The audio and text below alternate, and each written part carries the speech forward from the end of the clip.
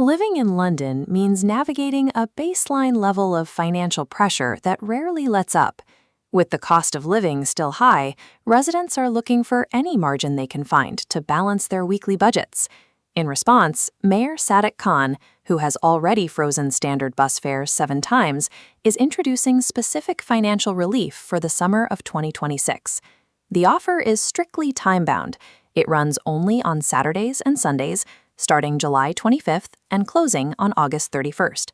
The core of the proposal is direct. Your unlimited daily transit cap drops to just £1.75. However, there is a specific restriction on how you travel. This £1.75 cap applies only to above-ground transit, specifically buses and trams.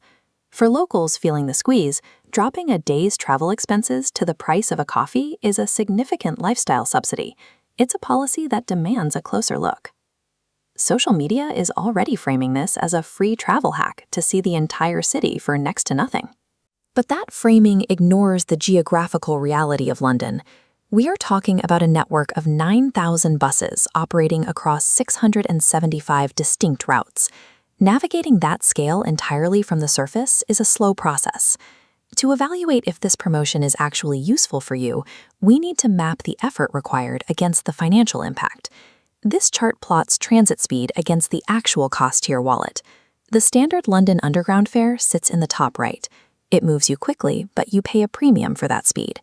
The £1.75 summer bus promo lands in the opposite corner. You pay almost nothing, but your transit speed drops. This is the core dilemma. You must decide if the money saved at the tap-in reader is worth the hours you'll spend sitting in surface-level traffic. This evaluation matrix breaks down the requirements, benefits, and trade-offs. First, the requirement. Restrict weekend travel exclusively to buses and trams, avoiding the tube. The outcome is a 1.75 daily cap, a substantial discount. Globally, this pricing is highly competitive. For context, a single one-way bus ride in New York City costs around $3. In Paris, a Central Zone day pass is over €12. Even London's standard £525 bus cap is less than half that. But the reality is the trade-off. By staying on the surface, you are exposing your schedule to London's congestion. Point-to-point travel takes significantly longer. In this specific scenario, you are directly trading away your valuable weekend time in order to protect your personal financial capital. Next, scheduling constraints. This offer is valid only on summer weekends. Weekday travel triggers the standard £525 cap. Finally, you must strictly adhere to a single payment method. The system uses your specific tap, whether it's an Oyster card or a single contactless card, to track your journey count and apply the limit. If you use the same card all day, the automated system successfully caps your total charge at £1.75 once you hit the limit.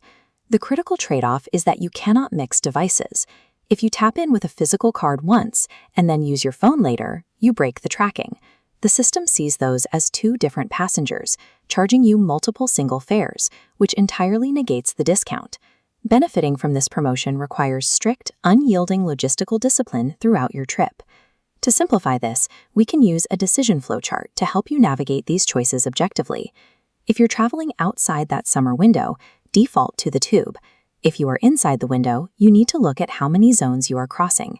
Distance is the primary obstacle for surface travel. The further you go, the more the time penalty increases.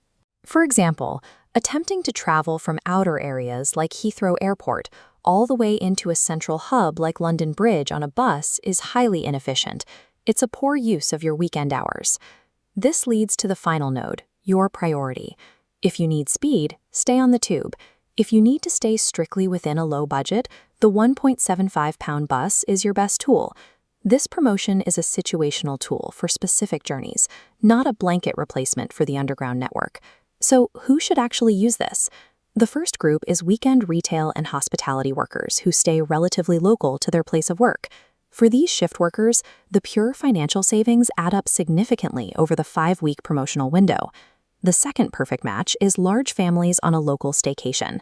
If you're visiting a nearby high street like Camden, the bus keeps your total family travel costs at a bare minimum.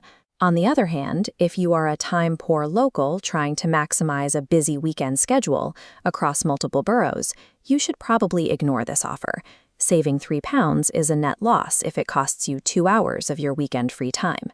To successfully manage the cost of living in London, you have to protect both your wallet and your time.